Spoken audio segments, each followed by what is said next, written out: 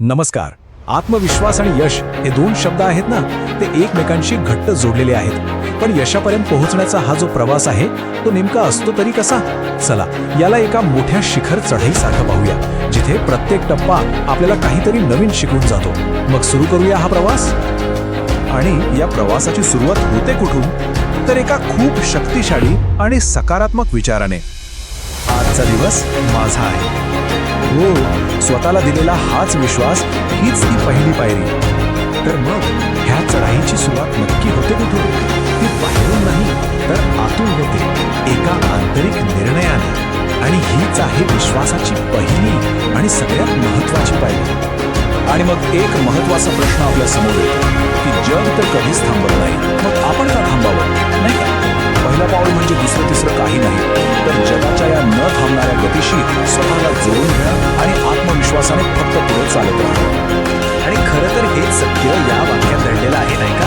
आपले ध्येय कितीही मोठं असो, अगदी एखाद्या पर्वताएवढं, पण त्याची सुरुवात तर पायथ्यापासूनच होते. प्रत्येक महान गोष्टीचा आरंभ हा शेवटी आत्मविश्वासाच्या एका लहानशा पावलानेच होतो. बरं, एकदा प्रवास सुरू झाला की आव्हानं तर येणारच, आणि त्यातलं एक मोठं आव्हान म्हणजे अपयश. पण थांबा, अपयशाकडे बघण्याचा एक वेगळा, एक जास्त पॉवरफुल दृष्टिकोन सुद्धा असू शकतो. मग अपयश म्हणजे नक्की काय? प्रवासाचा शेवट? अजिबात नाही. खरं तर अपयश हे यशाकडे नेणारं एक महत्वाचं पाऊल आहे. असं समजा की अपयश हाच आपला खरा गुरु आहे, जो आपल्याला योग्य मार्ग दाखवतो. आणि बघा, कष्ट आणि यश यांचं ना एक थेट नातं असतं. म्हणजे जितके जास्त कष्ट, जितका जास्त संघर्ष, तितकीच यशाची चव अधिक गोड लागते. खरं, एकाशिवाय दुसऱ्याला किंमतच उरत नाही. अर्थात या प्रवासात थकवा येणारच, हे अगदी स्वाभाविक आहे. आणि थकल्यावर विश्रांती घेणं हे खूप महत्वाचं आहे. पण प्रवास सोडून देणं हा पर्याय नाहीये. लक्षात घ्या, थांबणं आणि सोडून देणं यात खूप मोठा फरक आहे. चला आता या चढाईतल्या पुढच्या आव्हानाबद्दल बोलूया, आणि ते म्हणजे बाहेरून येणारी नकारात्मकता.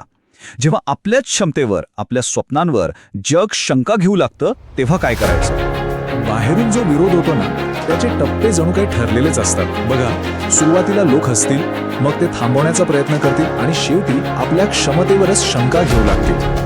पण या कथेचा शेवट खूपच पॉवरफुल आहे, कारण जे सुरुवातीला विरोध करतात ना, तेच लोक शेवटी आपल्या यशासाठी टाळ्या वाजवतात. आणि हाच तर असतो जिद्दीचा आणि आत्मविश्वासाचा खरा विजय. म्हणूनच सगळ्यात महत्वाचं काय असेल तर ते म्हणजे स्वतःच्या गतीवर विश्वास ठेवणं. एखाद्याचा प्रवास कदाचित इतरांपेक्षा हळू असू शकतो, पण तो त्याचा स्वतःचा असतो. त्यामुळे इतरांची तुलना करण्याची खरं तर काही गरजच नसते. चला तर मग आता आपण पोहोचलोय प्रवासाच्या शेवटच्या टप्प्याकडे, म्हणजे थेट शिखरावर. तिथे पोहोचल्यावर नेमकं कसं वाटतं, काय असतो यशाचा खरा अर्थ, आणि कशी असते त्याची खरी चव? हे बघा, यशाची खरी किंमत, त्याची खरी चव ही फक्त त्याच व्यक्तीला कळते ज्याने कधीतरी हार अनुभवली आहे. कारण त्याच अनुभवामुळे यशाला एक वेगळीच खोली मिळते. आणि यातून एक खूप सुंदर सत्य समोर येतं की आज जे काम आपल्याला अशक्य वाटतंय, ज्यासाठी आपण एवढा संघर्ष करतोय, तेच काम उद्या आपल्या अभिमानाचं कारण बनतं. सातत्य ही एकच गोष्ट आजच्या संघर्षाला उद्याच्या अभिमानात बदलवते. आणि शेवटी या सगळ्याचं सार ना याच एका विचारात आहे, ही माझी लढाई आहे, ही माझी जिद्द आहे, आणि हेच माझं यश बनेल. कारण हा प्रत्येकाचा स्वतःचा संघर्ष असतो, स्वतःची जिद्द असते, आणि म्हणूनच मिळणारं यशही पूर्णपणे त्या व्यक्तीचं असतं. हो, सुरुवातीच्या विश्वासापासून ते अंतिम यशापर्यंतचा तो संपूर्ण प्रवास फक्त आणि फक्त त्या व्यक्तीचा असतो. तर मग या सगळ्या प्रवासातून आपण काय शिकलो? हा प्रवास आपल्याला एका खूप महत्त्वाच्या प्रश्नावर आणून सोडतो. तो प्रश्न म्हणजे, खरा विजय नक्की कशात आहे? फक्त ध्येय गाठण्यात, की त्या